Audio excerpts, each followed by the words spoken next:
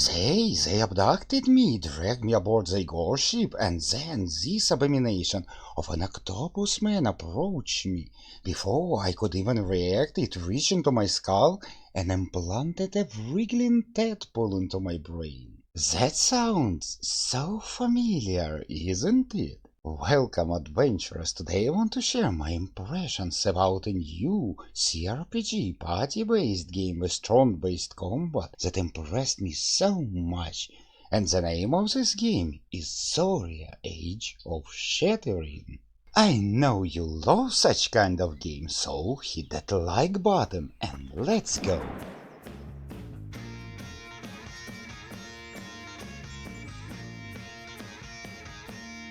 Two empires at war, and you will play the commander of the losing army. Why your army is losing? Cause your enemy managed to use forbidden art of magic, necromancy. You were sent to the distant outpost, 100 years old outpost, almost ruined. Your mission will be to rebuild it. Gather and train a powerful army, find out who is standing behind this evil sorcery. Along the way you will have to solve plenty of mysteries, from flying dragons to ghost towns and even alien technologies. But let's start from the beginning. First of all, you need to create your commander, and there will be plenty of classes to choose from. Thief, priest, battle cleric, lancer, kingsman, and plenty more. What I like, all of those classes will have special abilities. Some abilities will be passive, like additional protection from death damage, or ability to heal bleeding while resting, while other classes will have active abilities. Lancer can destroy rock blockade, thieves can disable traps in dungeons, wizard can create bridges over the chasms, and battle clerics can use shrines. I completely love that idea, and friends, remember, while you can have multiple companions waiting for you in your outpost, your party can consist only from 4 brave adventurers, you included, and that means for different kind of quests you will need to assemble different party combinations. And of course you can customize your appearance, and you even will have a little bit of stats, too little for my taste. Stamina, your health points, strength, agility and intellect, and some resistances. That's actually all you can have. So leveling up your stats will play a minor role. Most of those stats you will increase while wearing certain kind of equipment. But can I say that leveling up is completely useless? No, my friends, cause you also will receive skill points, and each character, each class I mean, will have different skill tree, and unlocking those skills, oh, that's good. That's what I like. Those skills will play a huge role on the battlefield and will allow you to diversify your companions. But what about the world and exploration? Is it interesting? From the beginning I have some doubts, but more I play, more interesting the world becomes. Just imagine I'm 30 hours in and I'm only in chapter 2 of 5. While it looked really very simple at the beginning, when you reach your outpost, plenty of interesting locations will be open, and you will get such huge amount of quests. Just look at that, it seems to be endless. And by the way, all of those are side quests. For some reason I don't have a main quest. I hope it's not a bug, and the main quest will pop up at some point of time. Some quests will be very simple, like clear the old mine out of spiders, or help the farmer to get rid of wild animals, while other quests will be just insane. You will have to hunt a real red dragon. At some point of your adventure you will meet a dead goblin musician. They are under some curse, and of course you have to help poor goblins to lift up that curse. Fishermen ancient village possessed by ghosts. Another mystery to solve. Descend into the ancient library and find the prison of ancient necromancer who was imprisoned centuries ago. Will you release him, or you will destroy this necromancer? Yes, the game often will offer you choices, and probably all these choices will have their consequences. And guess what this yellow robot is doing here? Well, my friends, during your adventure you will find the most mysterious places, places of alien technology, or maybe very ancient technology, or maybe this technology even created magic.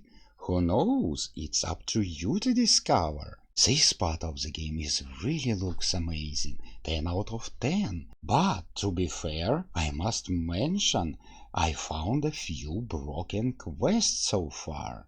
I hope developers will fix them soon. Now let's talk about the combat, and as I mentioned before, it will be turn-based. And before anything else, I strongly suggest you not to choose easy or normal. Choose at least hard difficulty, cause that's where combat will shine in all its beauty. All protective spells, potions, everything will be handy, and that will make your fights, oh, just wonderful. Combat itself will be pretty classical and good to be frank. You will have to fight all kind of different monsters, and to do it you will have to use different party combinations and different strategies, and of course there will be powerful bosses. Once I took 2 necromancers into the dungeon full of skeletons, and guess what, those skeletons are completely immune to necromancer magic. Oh, that was a pure torture, my friends. Necromancer, you can ask? Yes, my friends, there will be classes that you are not able to choose from the beginning of the game. Those characters can join you only during your adventure. But what makes Zoria combat different from any other game? Well, first of all, you will have focus, and you will need this focus to perform more powerful attacks, use more powerful abilities. How to get it? You will get focus when you perform a simple attacks, or you can cheat and drink potion. And that means you will not be able to destroy all of your enemies with super powerful attack like Meteor in the round 1. No, no, no, my friend, you need to gain focus first. Give your enemy a chance. And the second feature I want to mention, in combat you will not just stand and shoot your enemy, you will have to relocate your party all that time. Cause if you make a side attack it will do additional damage, and if somehow you manage to attack your enemies from the back, it will deal even more damage.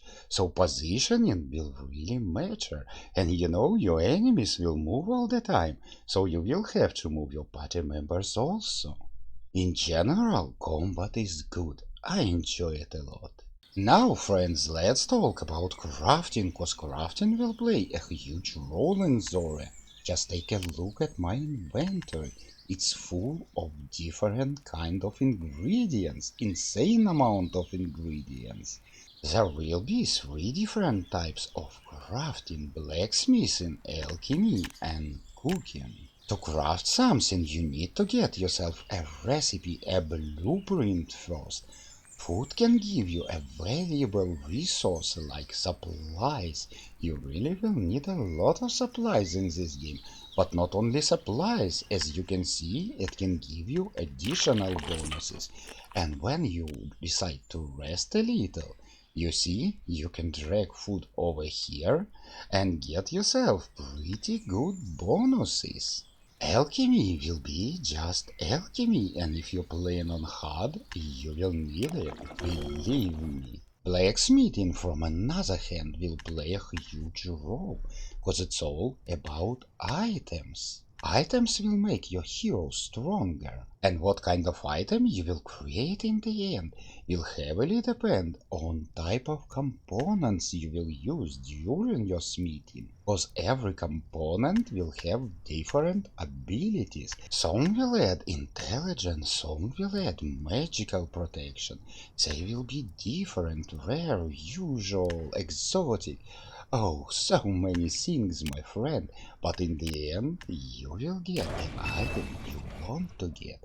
Of course, if your crafting will be successful. I hope you don't forget that you will play as a commander and you will have your own outpost to manage. Outpost management will play a huge role because there will be so many quests connected to it and you literally must control plenty of things. You will have your own blacksmith alchemist shop in and even borrow a place where your soldiers can rest, and all of those fellows always want something from you, always are eager to give you another quest. But even more work you will get here in your keep.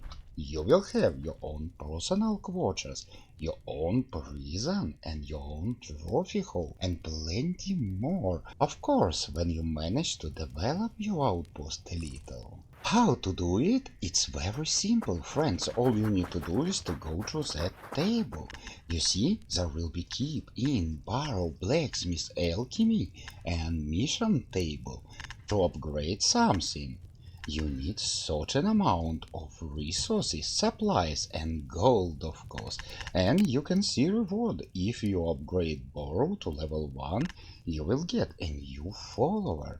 But if you want to upgrade your room further, to level 2 or to level 3 for example, there will be another procedure. You will need to conduct a research, and only certain kind of characters can do it.